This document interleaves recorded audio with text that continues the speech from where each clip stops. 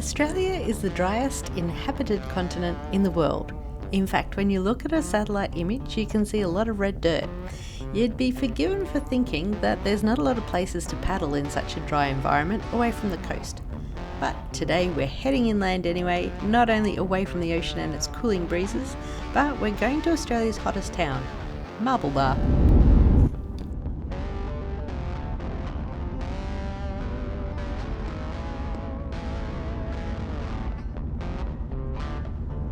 It's funny how you think you know a place, but then you look a little bit closer and all sorts of new possibilities start to show themselves.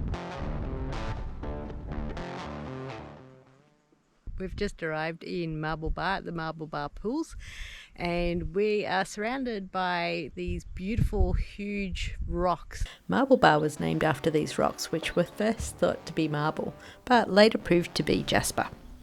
Pretty warm day out in the sun at the moment. We've just done the touristy throw a bucket of water on the jasper to bring out some of the beautiful colours, and already it's dried.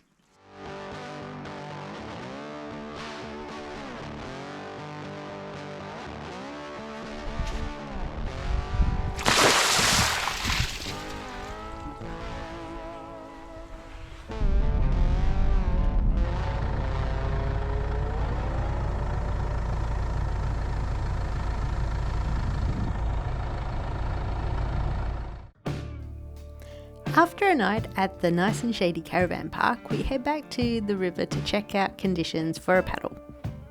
We're back down at Chinaman's Creek today, so named after the Chinese settlers who grew market gardens down here. So a plentiful source of fresh water for growing vegetables. It'd be a good place probably to go for a paddle, but it's quite windy. We found it quite windy yesterday afternoon as well, so we are going to go and explore some other things instead.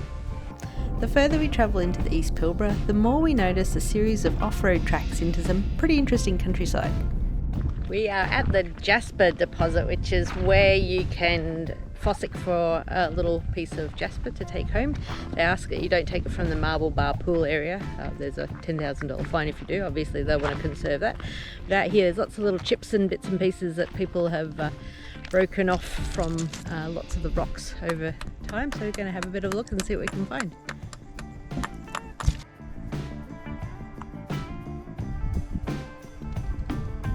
The town of Marble Bar makes a good base for exploring the surrounding area. There's a beautiful historic stone building which now houses the museum, remembering back to gold mining times when the population was 5,000.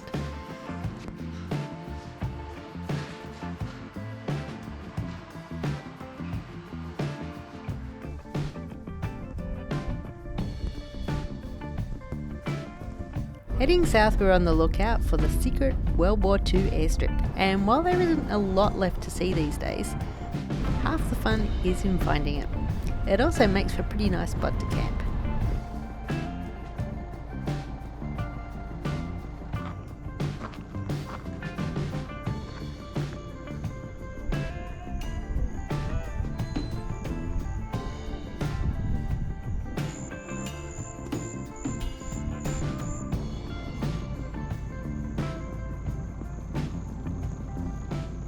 We're out at the World War II secret airstrip just south of Marble Bar, not so secret airstrip, and we've found a nice little spot to camp for the night, looking over this beautiful plains out towards the east.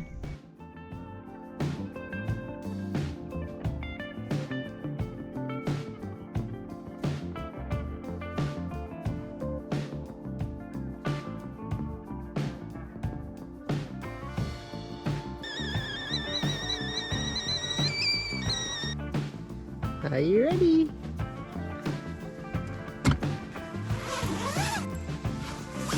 Thank you.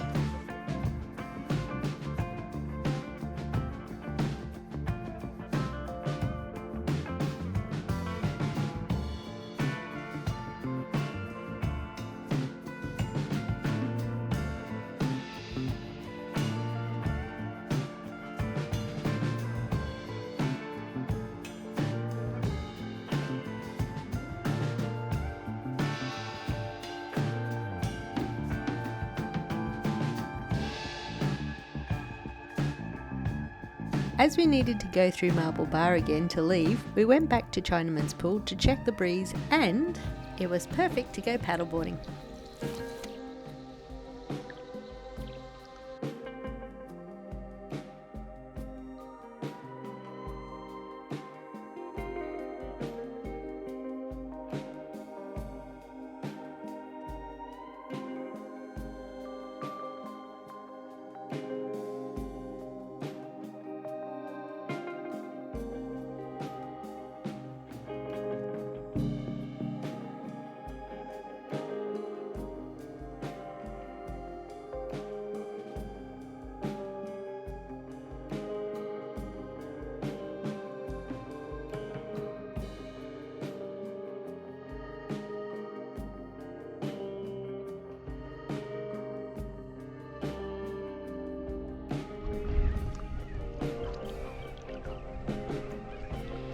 It's worth mentioning that at a distance of 200 kilometres, we're a long way away from saltwater crocodile territory, and during the dry season, the Coongan River dries up to become a series of waterholes.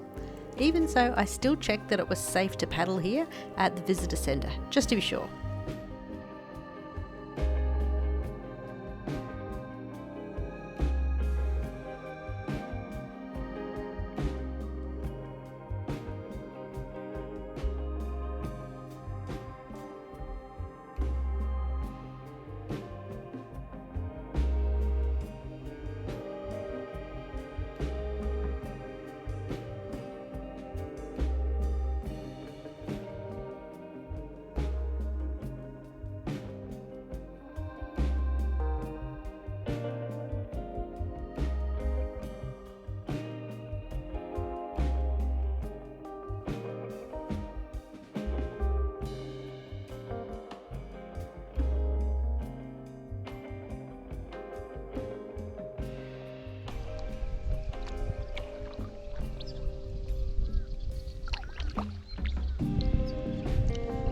Really nice and tranquil here. So a really long body of water. You don't necessarily notice it from the banks itself, but as you get in and paddle downstream, yeah, there's actually quite a long channel of water. It's pretty shallow. I would say quite changeable too, because when floodwaters come through here, it's a sandy bottom, so that'll shift around a lot. But yeah, it's quite a long body of water. Lots of wildlife. There's a cow. Went for a swim up that way a little bit. Well, actually downstream. Just before I tried to capture it on the camera, but I think it was too far away. But yeah, no, absolutely beautiful spot. Nice little spot to get in right at the very end of the grassy area. There's a little rock ledge to get down into. The banks are pretty sharp for the most bit, pretty steep on the side where the grassy area is, where you can actually get at car access. If you walk along a little bit further, you'll find that there's a little rocky outcrop and it's easy to get in there. As I said, it's quite shallow. In some places you might even bottom out a bit, but you can kind of judge how deep it is if you use your paddle. It's murky, obviously being a river in Australia, it's going to have some sediment, but you can see the bottom when it's shallow enough that you might touch. So yeah, as far as I can tell, there's no other obstacles that you probably should be aware of.